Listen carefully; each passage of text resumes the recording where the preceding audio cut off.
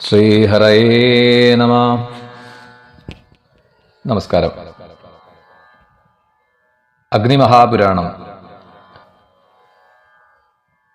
അടുത്തതായി വർണ്ണിക്കുന്നത് ഭാരത കഥ അല്ലെങ്കിൽ ഭാരതത്തിലെ മഹാഭാരതത്തിൽ പറഞ്ഞ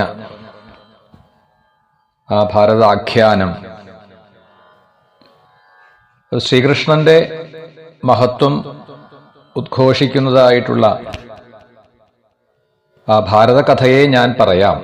അങ്ങനെയാണ് ഇവിടെ അഗ്നിദേവൻ ആരംഭിച്ചത്. ഭാരതം സംപ്രവക്ഷ്യാമി കൃഷ്ണമാഹാത്മ്യലക്ഷണം ഭൂഭാരം അഹരത് വിഷ്ണു നിമിത്തീകൃത്യ പാണ്ഡവാൻ. പാണ്ഡവരെ കരുവാക്കി, പാണ്ഡവരെ നിമിത്തമാക്കിക്കൊണ്ടാണ് ശ്രീകൃഷ്ണ ഭഗവാൻ ഭൂമിയുടെ ഭാരത്തെ ഇല്ലാതെയാക്കിയത്. അപ്പൊ വിഷ്ണു നാഭികമലത്തിൽ നിന്ന് ബ്രഹ്മാവ്, ബ്രഹ്മാവിൽ നിന്ന് അത്രി, അത്രിയിൽ നിന്നാണ് അത്രി മഹർഷിയിൽ നിന്ന് അത്രി പത്നിയായിട്ടുള്ള അനസൂയയ്ക്ക്, ബ്രഹ്മാവിന്റെ അംശമായിട്ടാണ് ചന്ദ്രൻ, വിഷ്ണു അംശമായിട്ട് ദത്താത്രേയൻ, ശിവാംശമായിട്ട് ദുർവാസാവ്. അപ്പൊ അതിൽ ആ അത്രി പുത്രനായിട്ടുള്ള ചന്ദ്രനിൽ നിന്ന്, സോമനിൽ നിന്ന് ബുധൻ, ബുധന് പത്നിയായിട്ടുള്ള ഇളയിൽ നിന്ന് പുത്രനായിട്ട് പുരൂരവസ്. ആ പുരൂരവസിലെ പുത്രനാണ് ആയുസ്. ആയുസ്സിൽ നിന്ന് നഹുഷൻ, നഹുഷന്റെ പുത്രൻ യയാതി, യയാതിയുടെ മകനാണ് പൂരു. ആ പൂരുവംശത്തിലാണ് ഭരതനും അതിനുശേഷം കുരുവും ജനിച്ചിട്ടുള്ളത്. ആ വംശത്തിൽ തന്നെ ശന്തനു, ശന്തനുവിന് പുത്രനായിട്ട് ഗംഗാദേവിയിൽ പുത്രനായിട്ട് ഭീഷ്മർ. ശന്തനുവിന് സത്യവതിയിൽ ഉണ്ടായ പുത്രന്മാർ, വ്യാസമാതാവായിട്ടുള്ള സത്യവതിയിലുണ്ടായ പുത്രന്മാരാണ് ചിത്രാംഗതനും വിചിത്രവീരനും.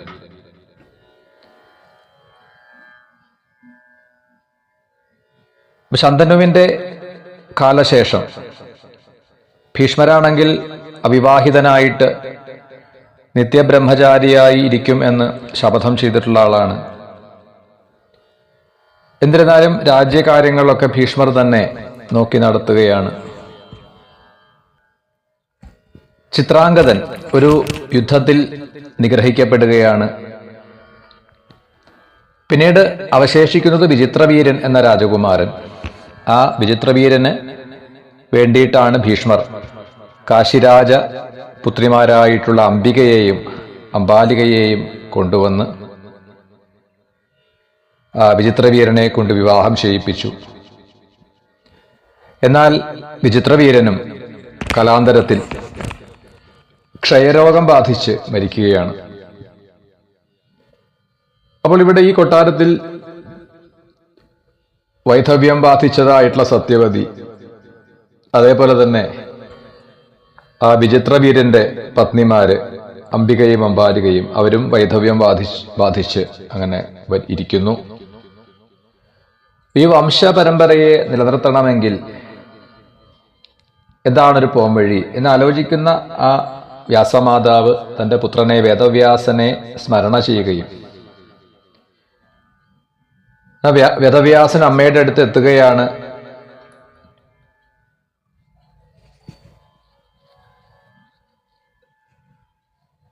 അപ്പൊ ഇവിടെ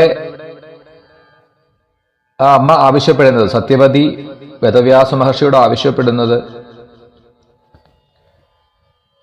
നിന്റെ അനുജനായിട്ടുള്ള ആ വിചിത്രവീരൻ മരിച്ചു, ഈ വംശം നിലനിർത്തേണ്ടത് ആവശ്യമാണ്. അതുകൊണ്ട് ആ സഹോദര പത്നിമാരിൽ നീ പുത്രോത്പാദനം ചെയ്യണം. അപ്പൊ ഇത്തരത്തിലുള്ള നിയോഗം ആ ഒരു കാലത്ത് അത് സാധുവാണ്. പലതരത്തിലുള്ള പുത്രന്മാരെയും അംഗീകരിച്ചിരുന്നു. ഔരസപുത്രൻ, ഭാര്യയിൽ ജനിക്കുന്ന പുത്രൻ, പ്രണീതൻ, ഭാര്യയിൽ തന്നെ മറ്റൊരുവന് ജനിക്കുന്ന പുത്രൻ, ഭർത്താവിന് സന്തതികൾ ഉണ്ടാവില്ല, പ്രത്യുൽപാദന ശേഷിയില്ലെങ്കിൽ ഭർത്താവിന്റെ അനുമതിയോടുകൂടി മറ്റൊരാളെ സന്തത്യർത്ഥമായിട്ട് സ്വീകരിക്കുക. ഇവിടെ കുന്തിദേവിയൊക്കെ പാണ്ഡുവിന്റെ അനുമതിയോട് കൂടിയിട്ടാണ് ആ ദേവന്മാരെ സ്തുതിക്കുകയും ദേവന്മാരിൽ നിന്ന് സന്തതികളെ സ്വീകരിച്ചത് എന്നൊക്കെ നമുക്ക് കഥ കാണാൻ കഴിയും ഭാരതത്തിൽ.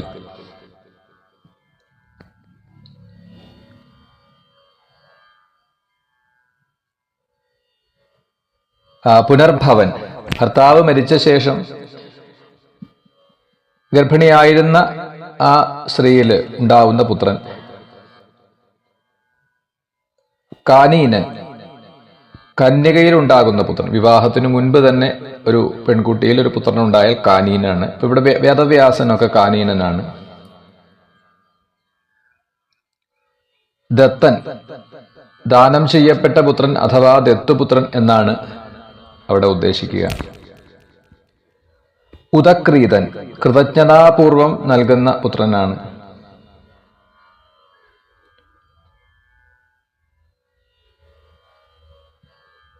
ഇങ്ങനെ തുടങ്ങിയിട്ട് അനേകം, ഇവിടെ 13 എന്നൊക്കെ ഒരു നിയമം ദേവി ഭാഗവതത്തിലൊക്കെ പറയുന്നുണ്ട്. 13 തരത്തിൽ പുത്രന്മാരുണ്ട്, സ്വീകരിക്കാം എന്നൊക്കെ.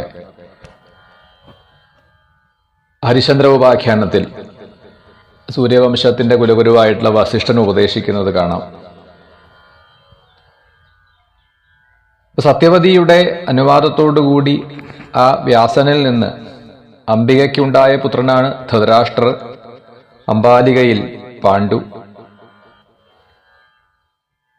ആ ധൃതരാഷ്ട്രരിൽ നിന്ന് പത്നിയായിട്ടുള്ള ഗാന്ധാരിയിൽ 100 പുത്രന്മാർ, അവരാണ് ദുര്യോധനാദികൾ.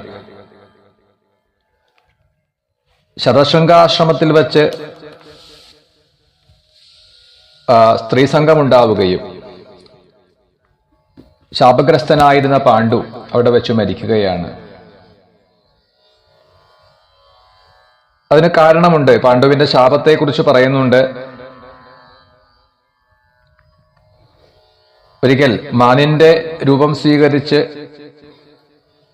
തന്റെ ഇണയോടൊപ്പം രമിച്ചുകൊണ്ടിരുന്ന കിന്തമൻ എന്ന മഹർഷി, ആ മഹർഷിയെ പാണ്ഡു ഒരു മാനാണ് എന്ന് തന്നെ ധരിച്ചുകൊണ്ട് അമ്പ ചെയ്ത് കൊന്നു. ഈ സംഗമവേളയിൽ അങ്ങനെ അസ്ത്രമേറ്റ് പ്രാണൻ പോകുന്ന ആ മഹർഷി, നീയും പത്നിയുമായിട്ട് സംഘം ചെയ്യുന്ന വേളയിൽ മരിക്കും എന്ന് ശപിക്കുകയാണ് പാണ്ഡുവിനെ. ഈ ശാപത്തെ ഭയന്നുകൊണ്ട് സ്ത്രീസംഘം ഒഴിവാക്കി കഴിയുകയായിരുന്നു പാണ്ഡു. എന്നാൽ തൻ്റെ തന്നെ മറ്റൊരു പത്നിയായിട്ടുള്ള മാദ്രിയുമായി സംഘം ചെയ്യവേ ആ ശാപം കൊണ്ട് പാണ്ഡു മരിക്കുകയാണ്. അപ്പോൾ ഇവിടെ പാണ്ഡവർ എന്നറിയപ്പെടുന്ന 5 പേരും കുന്തിദേവിയിൽ, പാണ്ഡുവിന്റെ പത്നിയായിട്ടുള്ള കുന്തിയിലും മാദ്രിയിലും ആയി ജനിച്ച പുത്രന്മാരാണ്. ധർമാംശമായിട്ട് യുധിഷ്ഠിരൻ, വായുവംശമായിട്ട് കുന്തിദേവിയിൽ ഭീമൻ, ഇന്ദ്രാംശമായിട്ട് അർജുനൻ. മാദ്രിയിൽ അശ്വിനി ദേവകൾ ആണ്, അശ്വിന്യാംശമായിട്ട് നകുല സഹദേവന്മാർ. അങ്ങനെ അവരുടെ ആ ജനനം പറഞ്ഞു. ഈ കുന്തിദേവി പാണ്ഡുവിന്റെ പത്നിയായി മാറുന്നതിന് മുൻപ് കന്യകയായിരിക്കെ ജനിച്ച പുത്രനാണ് കർണൻ. എന്നാൽ കന്യകയായിരിക്കെ ആ പൃഥയ്ക്ക്, ആ കുന്തിക്ക് ഒരു പുത്രൻ ജനിച്ചു എന്ന കാരണം കൊണ്ടും ലോകാപവാദം ഭയന്നും ആ കുട്ടിയെ അന്ന് ഉപേക്ഷിക്കുകയാണ് ഉണ്ടായത്. ആ കർണൻ പിന്നീട് ദുര്യോധനനെ ആശ്രയിക്കുകയാണ് ചെയ്തത്. കലാന്തരത്തിൽ വിധിവൈപരീത്യം കൊണ്ട് കൗരവരും പാണ്ഡവരും തമ്മിൽ എപ്പോഴും ശത്രുത നിലനിൽക്കുകയും ദുഷ്ടബുദ്ധിയായിട്ടുള്ള ദുര്യോധനൻ ആ പാണ്ഡവരെ പല രീതിയിലും ഇല്ലാതെയാക്കാൻ ശ്രമിക്കുകയാണ്. ദുര്യോധനോ ജതുഗൃഹേ പാണ്ഡവാൻ അദഹൽ കുധി, അരക്കില്ലത്തിലിട്ട് ചുട്ടുകൊല്ലാൻ ശ്രമിച്ചു. എന്നാൽ അവിടെ നിന്ന് രക്ഷപ്പെടാൻ കഴിഞ്ഞു പാണ്ഡവർക്ക്. പിന്നീട് ഏകചക്രയിൽ ഒരു വിപ്രഗൃഹത്തിൽ കുറച്ചു കാലം വസിച്ചു. അവിടെ നിന്ന് ഭഗനെ നിഗ്രഹിച്ചിട്ടാണ് പാഞ്ചാലി സ്വയംവര സമയത്ത് പാഞ്ചാല രാജ്യത്തിലെത്തുകയും അവിടെ വെച്ചിട്ട് ആ പാഞ്ചാലിയെ സ്വന്തമാക്കുന്നു. അവിടെ നിശ്ചയിച്ചിട്ടുള്ള ആ ഒരു പരീക്ഷയിൽ വിജയിക്കുകയും പാഞ്ചാലിയെ സ്വന്തമാക്കുകയും ചെയ്തു.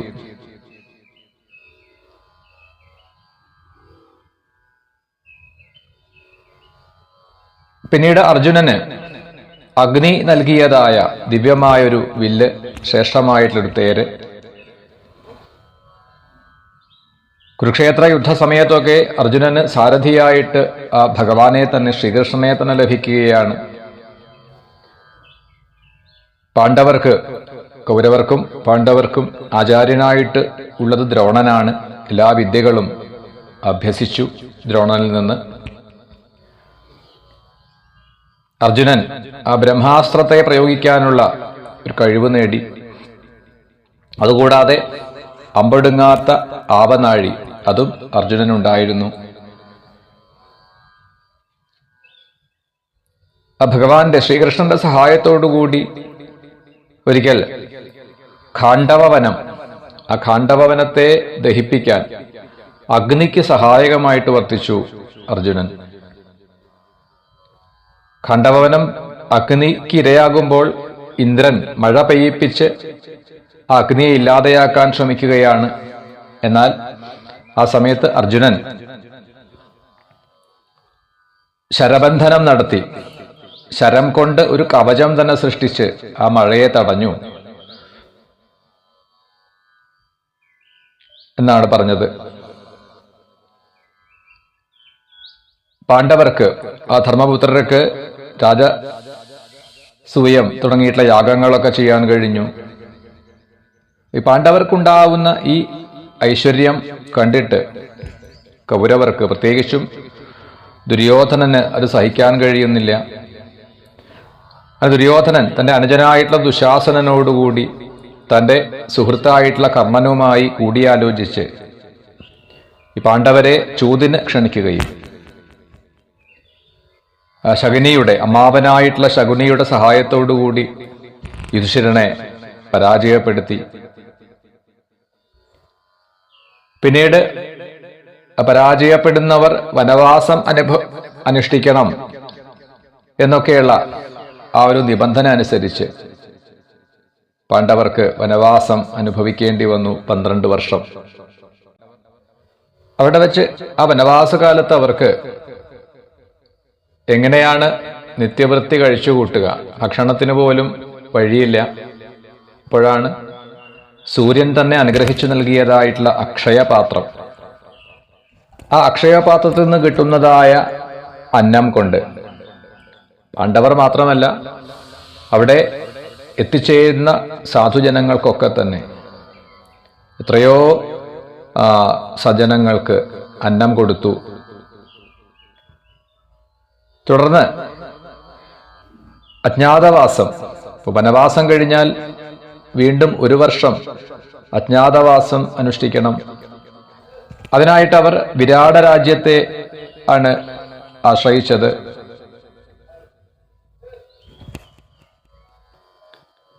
വിരാട രാജ്യത്തിൽ പാണ്ഡവർ തിരിച്ചറിയാതിരിക്കാൻ വേണ്ടി വേഷപ്രച്ഛന്നരായിട്ട് വസിക്കുകയാണ്. അവിടെ യുധിഷ്ഠിരൻ കങ്കനായി, ഭീമസേനൻ ഒരു പാചകക്കാരനായി, അർജുനൻ ബൃഹന്നളയായും, പാഞ്ചാലി സൈരന്ധ്രിയായി, നകുല സഹദേവന്മാർ അതേപോലെ തന്നെ വെവ്വേറെ പേര് സ്വീകരിച്ചും അവിടെ വസിക്കുകയാണ്. വിരാട രാജാവ് പോലും അറിയുന്നില്ല ഇവർ പാണ്ഡവരാണ്. ഒരിക്കൽ ഭീമസേനൻ കീചകനെ വധിക്കുകയാണ്. ദ്രൗപദിയെ വശത്താക്കാൻ ശ്രമിക്കുന്നു കീചകൻ, ദ്രൗപദിയെ അവമാനിക്കുന്നു. ആ കാരണം കൊണ്ട് കീചകനെ വധിച്ചു. ആ വിരാട രാജ്യത്തു നിന്നും ഗോക്കളെ അപഹരിക്കാൻ ശ്രമിച്ച കൗരവരെ അന്ന് അർജുനൻ എതിരിടുകയും ആ സമയത്താണ് കൗരവർ മനസ്സിലാക്കുന്നത് വിരാട രാജ്യത്ത് അഭയം പ്രാപിച്ചിട്ടുള്ള ഈ വേഷപ്രച്ഛന്നരായി വസിക്കുന്നവർ പാണ്ഡവരാണ് എന്ന് മനസ്സിലാക്കി.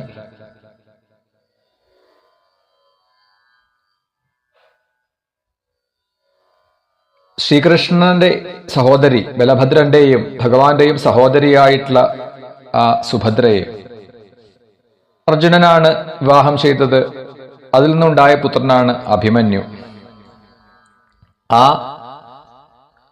അഭിമന്യു വിരാട രാജാവിന്റെ പുത്രിയായിട്ടുള്ള ഉത്തരയെ വിവാഹം ചെയ്യുകയാണ്. ആ അഭിമന്യുവിന് ഉത്തരാദേവിയിലുണ്ടായ പുത്രനാണ് പരീക്ഷിത്ത്. ശ്രീമദ് ഭാഗവതം മുഖ്യശ്രോതാവായി ഗംഗാതീരത്തിരുന്നു കൊണ്ട് കേൾക്കുന്നത് പരീക്ഷിത്ത് മഹാരാജാവാണ്. ഭാഗവത ശ്രവണം ചെയ്യുന്നവർക്കെല്ലാവർക്കും അതറിയാം. പാണ്ഡവർ അവർക്ക് 7 അക്ഷൗഹിണി സൈന്യങ്ങളെ ലഭിച്ചു.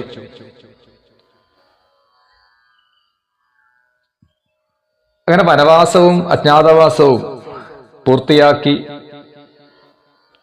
തിരിച്ചെത്തുന്ന ആ പാണ്ഡവർ അവർക്ക് അർഹതപ്പെട്ടതായ രാജ്യത്തെ കൊടുക്കൂ എന്ന് നിർദ്ദേശിക്കുവാൻ വേണ്ടിയിട്ടാണ് ആ ശ്രീകൃഷ്ണ ഭഗവാൻ ദൂതനായിട്ട് കൗരവസഭയിലെത്തിയത്. യുധിഷ്ഠിരായ അർദ്ധരാജ്യം ദേഹി ഗ്രാമാംശ്ച പഞ്ചജ യുദ്ധസ്വഭാ വജശ്രുത്വാ കൃഷ്ണമാഹാസുയോധന ഭൂസൂച്യഗ്രം നദാസ്യാമി യോസ്യേൽ സംഗ്രാമണോദ്യത. പകുതി രാജ്യം കൊടുക്കൂ എന്ന് നിർദ്ദേശിച്ചു. ഇനി അത് സാധ്യമല്ല എങ്കിൽ 5 ഗ്രാമങ്ങൾ എങ്കിലും നൽകൂ എന്നൊക്കെയുള്ള ആ ശ്രീകൃഷ്ണ ഭഗവാന്റെ നിർദ്ദേശം ദുര്യോധനന് സ്വീകാര്യമായില്ല. ദുര്യോധനൻ പറഞ്ഞു, സൂചി കുത്താൻ പോലും ഇടം തരില്ല, യുദ്ധം ചെയ്യാം.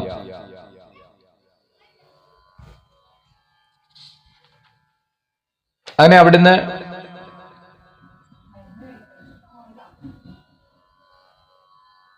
ഭഗവാൻ മടങ്ങിപ്പോന്നു. തന്റെ വിശ്വരൂപത്തെ അവിടെ വെച്ച് ശ്രീകൃഷ്ണനെ ബന്ധിക്കൂ എന്ന ദുര്യോധനന്റെ ആ നിർദ്ദേശം കേട്ട് സൈന്യങ്ങൾ അതിന് തയ്യാറെടുക്കുമ്പോഴേക്കും ഭഗവാൻ ആ വിശ്വരൂപത്തെ അവിടെ പ്രകടമാക്കിക്കൊണ്ട് അവിടുന്ന് മടങ്ങി. ആർക്കും കീഴടക്കാൻ കഴിയാത്തതായ തന്റെ വിശ്വരൂപത്തെ പ്രകടമാക്കിക്കൊണ്ട് അവിടുന്ന് മടങ്ങി പാണ്ഡവരുടെ അടുത്തെത്തി എത്രയും പെട്ടെന്ന് യുദ്ധത്തിന് തയ്യാറാവൂ എന്ന് നിർദ്ദേശിക്കുകയാണ്. അപ്പൊ കൗരവപക്ഷത്ത് 11 അക്ഷൗഹിണി സൈന്യങ്ങളാണ്, പാണ്ഡവർക്കാവട്ടെ 7 അക്ഷൗഹിണി സൈന്യങ്ങളാണ്. ഒരു അക്ഷൗഹിണി എന്ന് പറയുന്നത് 21,000-ൽ രഥങ്ങൾ, അത്ര തന്നെ ആനകൾ, 65,000-ലധികം കുതിരകൾ, 1,00,000-ൽ പരം കാലാൾപ്പടയും അടങ്ങിയാൽ അതിനെയാണ് ഒരു അക്ഷൗഹിണി എന്ന് പറയുക. ഇത്രയും വിപുലമായിട്ടുള്ള ആ ഒരു സൈന്യബലം ഇരുപക്ഷത്തും ഉണ്ടായിരുന്നു.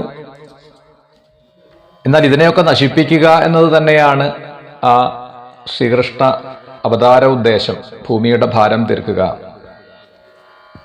അതുതന്നെയാണ് ഇവിടെ ഈ കുരുക്ഷേത്ര യുദ്ധത്തിൽ സംഭവിക്കാൻ പോകുന്നത്. അടുത്തതായി കുരുപാണ്ഡവ സംഗ്രാമത്തെ ചുരുക്കി പറയുകയാണ്.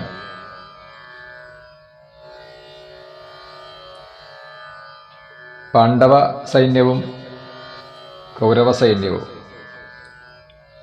കുരുക്ഷേത്രത്തിലേക്ക് നീങ്ങുകയും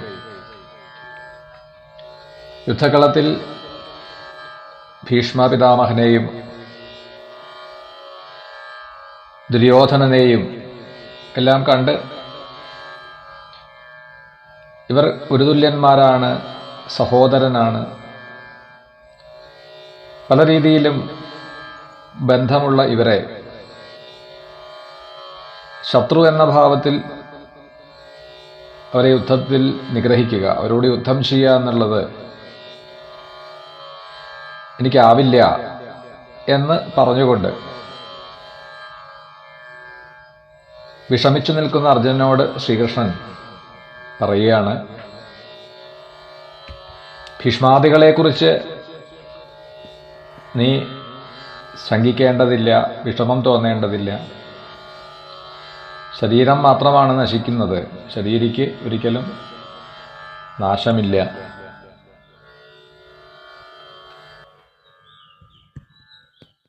ശരീരാണി വിനാശീനി ന ശരീരീ വിനശ്യതി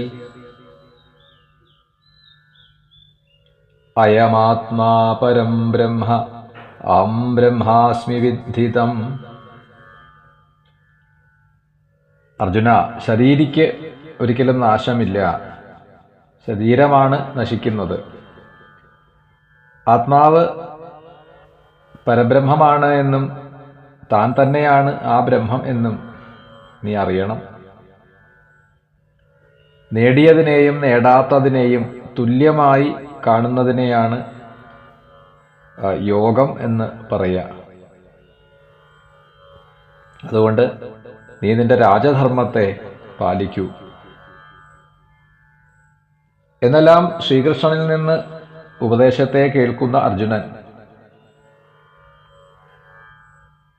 ഈ ഒരു സന്ദർഭത്തിലാണ് മഹാഭാരതത്തിൽ ഭഗവത്ഗീത വളരെ വിസ്തരിച്ച്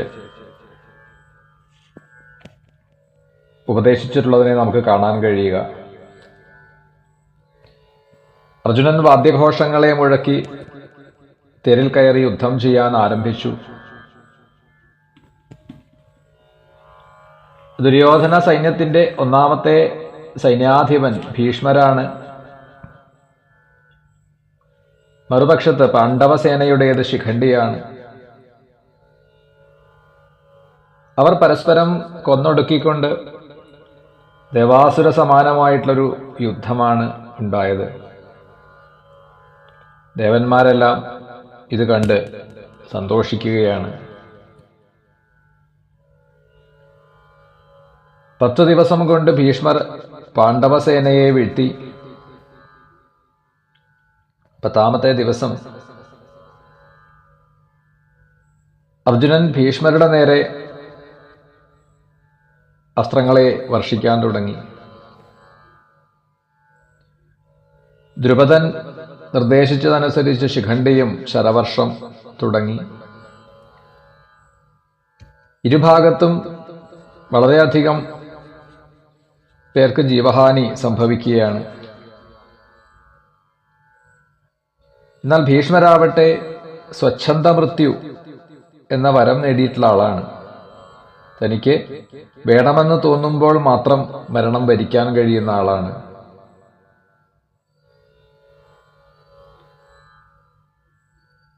വസുക്കളുടെ ലോകത്തിലേക്ക് തിരികെ എത്താൻ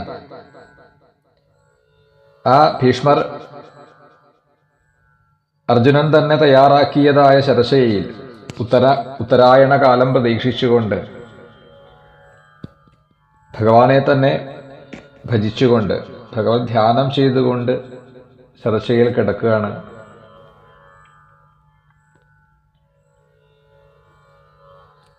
ഈ അവസ്ഥയിൽ ദുര്യോധനൻ ദുഃഖിതനായിരിക്കുകയും അത് കണ്ട് ദ്രോണർ സേനാ നായകനായിട്ട് സേനാപതിയുടെ സ്ഥാനത്തെ ഏറ്റെടുത്തു.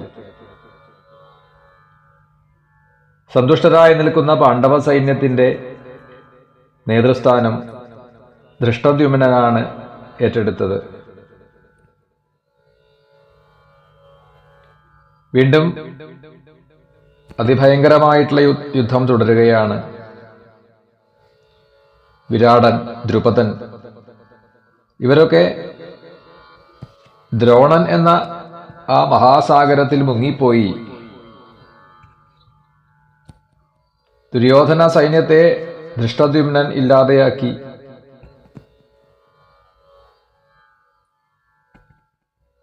ദ്രോണാചാര്യരാവട്ടെ കാലന്റെ രൂപത്തെ പൂണ്ടുകൊണ്ടാണ് അതിഭീകരമായിട്ടുള്ള യുദ്ധത്തിന് പുറപ്പെട്ടത്.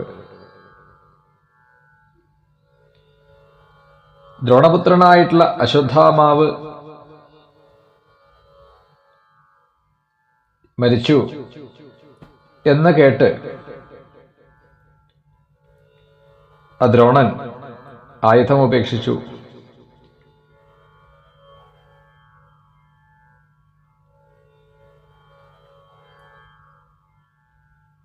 തുടർന്ന് കർണനാണ് സേനാനായകത്വം സ്വീകരിച്ചത്. അപ്പോൾ അർജുനനാണ് പാണ്ഡവസേനയുടെ നേതൃത്വം ഏറ്റെടുത്തത്. അർജുനനും കർണനും തമ്മിൽ അതിഘോരമായിട്ടുള്ള യുദ്ധമുണ്ടാവുന്നു. അങ്ങനെ അർജുനൻ കർണനെയും വീഴ്ത്തുന്നു. യുധിഷ്ഠിരൻ ശല്യരെ വീഴ്ത്തി. ഭീമസേനനുമായിട്ടുള്ള യുദ്ധത്തിൽ ആ സുയോധനൻ വീഴ്ത്തപ്പെട്ടു. സുയോധനന്റെ അനുജന്മാരും ഭീമന്റെ ഗദാപ്രഹരമേറ്റ് നിലംപതിച്ചു. 18ാമത്തെ ദിവസം കരുത്തനായിട്ടുള്ള അശ്വത്ഥാമാവ് ഒരക്ഷൗഹിണിയുമായിട്ടെത്തി രാത്രിയിൽ ഉറങ്ങിക്കിടന്ന പാണ്ഡവ സൈന്യത്തെ ആക്രമിക്കുകയും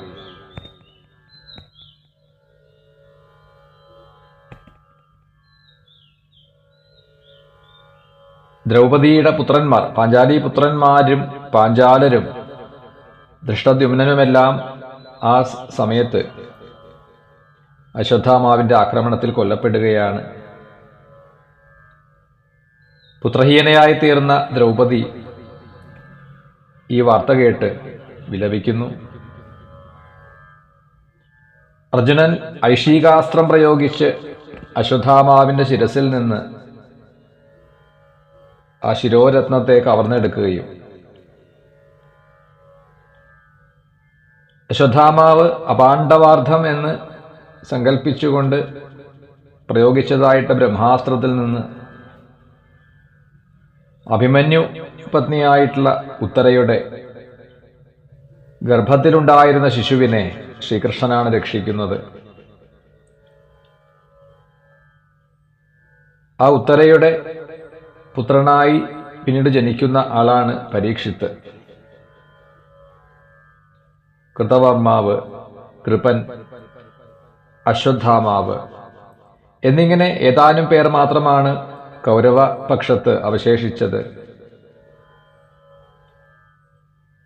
പാണ്ഡവപക്ഷത്താവട്ടെ പഞ്ചപാണ്ഡവരും സാത്വികയും ശ്രീകൃഷ്ണനും, അങ്ങനെ 7 പേരാണ് ബാക്കിയായത്. അലമുറയിട്ട് കരയുന്ന സ്ത്രീകളെയെല്ലാം ആശ്വസിപ്പിച്ചുകൊണ്ട് ധർമ്മപുത്രൻ ഭീമാദികളെ കൊണ്ട് മരിച്ചുപോയവർക്കെല്ലാം ഉദകക്രിയ ചെയ്യിപ്പിച്ചു.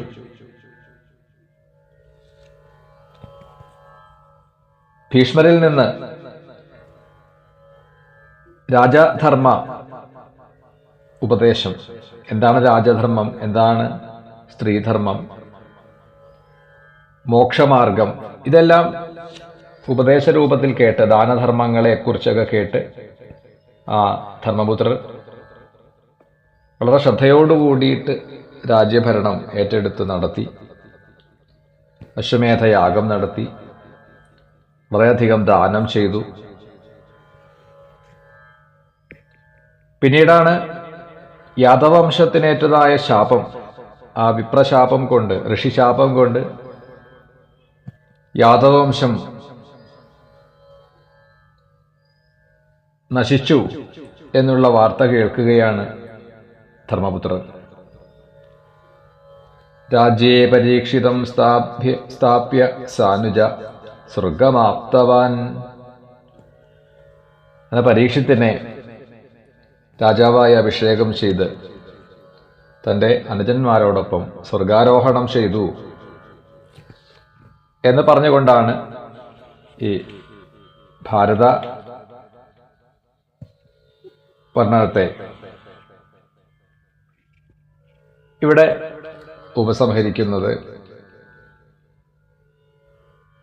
അടുത്തത് ആ ശ്രീകൃഷ്ണന്റെ സുധാമഗമനമാണ് തുടർന്ന് കേൾക്കാൻ കഴിയുക.